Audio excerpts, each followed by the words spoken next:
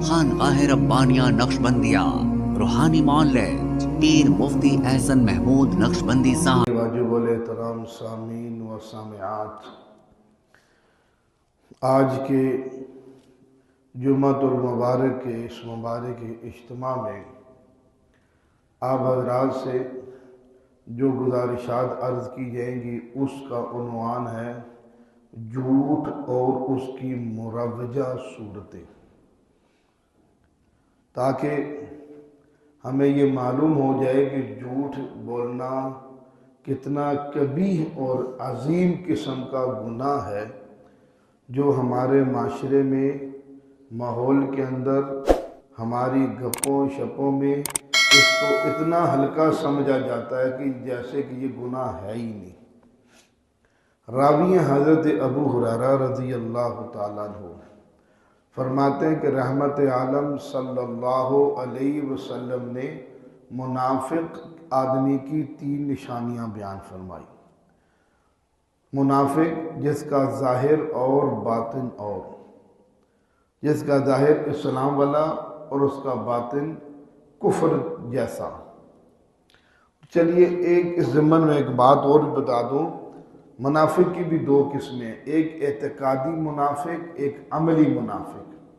رحمت کائنات صلی اللہ علیہ وسلم کے دور کے اندر جتنے منافق تھے سب اعتقادی منافق تھے، وہ بنیادی طور پر عقیدتاً یعنی کافر تھے، ظاہر میں مسلمان تھے اور بنیادی طور پر حقیقی طور پر وہ کافر تھے۔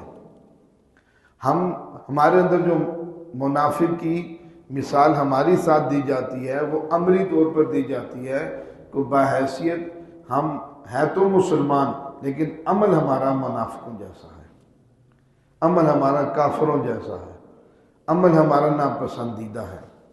تو اس حوالے سے رحمت کائنات صلی اللہ علیہ وسلم فرماتے ہیں منافق کی 3 نشانیاں، اذا حدث کذب، یہ جب بھی بات کرے گا جھوٹ بولے گا، وَإِذَا اُؤْتُمِنَ خَانَ، جب آپ اس کے بعد امانت رکھیں گے لازمی خیانت کرے گا، وَإِذَا وَعَدَ أُخْلِفَ، جب بھی وعدہ کرے گا وعدہ خلافی کرے گا۔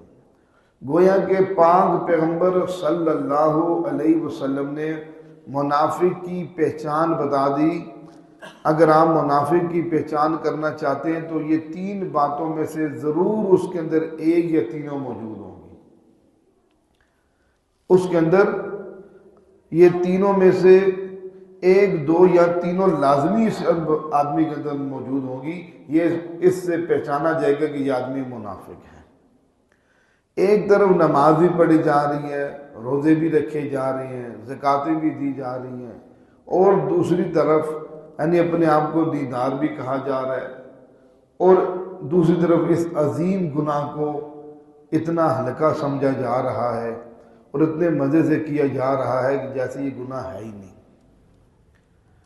اس لیے سامعین گرامی قدر، یہ جو سب سے بنیادی بات ہے کہ اگر ہم جھوٹ بولیں گے، ایک طرف ہمیں شریعت مطہرہ ہمارے اوپر جو لیبل لگائے گی وہ منافق کا لگائے گی، دوسری طرف یہ ہے کہ اللہ تبارک و تعالیٰ کی کریم ذات ہے، رحیم ذات ہے، بندوں پہ بڑی شفقت کرتے ہیں،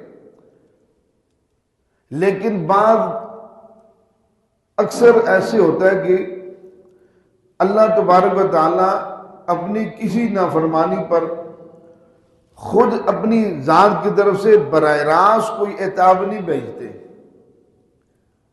وہ کہا جاتا ہے کہ اگر تم ایسے کرو گے تو ایسے ہوگا، یہ کام ایسے نہیں کرو گے تم میں اس طرح کا عذاب دیا جائے گا۔ لیکن جھوٹ ایک اتنا عظیم گناہ ہے، اس کی قباحت یوں بیان فرمائی رحمت کائنات صلی اللہ علیہ وسلم نے کہ اللہ تبارک و تعالیٰ کی ہاں اس کی اتنی مذمت ہے کہ کسی بھی گناہ کو براہ راست اتنی سختی سے آپ نے مخاطب نہیں ہو کے فرمایا۔ اللہ پاک نے جتنا جھوٹ کے بارے میں فرمایا کہ براہ راست فرمائی لعنت اللہ علی الکاذبین، جو جھوٹ بولتا ہے اس پہ خدا کی براہ راست لعنت ہو۔ لعنت کا مطلب نہیں ہوتا جیسے بجلی، کہتے فلانے آدمی کے اوپر بجلی گری، ایسے اس پر کوئی چیز گر جائے گی۔ جھوٹ بولے گا نا اس پہ کوئی چیز گر جائے گی، یہ یاد رکھیے لعنت کسے کیا مراد ہے۔ یا کوئی ایک دم اس کا چہرے کا رنگ بدل جائے گا، یا اس کے اوپر خوف و ہراس طاری ہو جائے گا، کس نے جھوٹ بولا اس کے اوپر خدا کی لعنت پڑ گئی ہے۔ لعنت سے مراد یہ ہوتا ہے کہ یہ اللہ کی رحمت سے محروم کر دیا جاتا ہے۔ اللہ کی جو اس پہ بحیثیت بندے کے مسلمان ہونے کے جو اس کے اوپر اللہ کی رحمتیں برسنی تھی، اللہ کی طرف سے شفقت آنی تھی، پیار آنا تھا، محبت آنی تھی، یہ شخص جھوٹ بول کر اللہ کی تمام رحمتوں اور برکتوں سے محروم ہو گیا۔ یہ معنی ہے لعنت کا۔ تو معلوم ہوا کہ منافق کو پہچاننے کے لیے شریعت نے ہمیں 3 باتیں بتا دی، اور جس سے میں سے سب سے بنیادی بات ہمارے موضوع کے ساتھ تعلق رکھتی ہے وہ یہ ہے کہ جو منافق آدمی ہے وہ جب بھی بات کرتا ہے جھوٹ بولتا ہے۔ ہمارے ہاں جادو، جنات، بندش اور نظر بد کا شافی علاج قرآن و سنت کی روشنی میں کیا جاتا ہے۔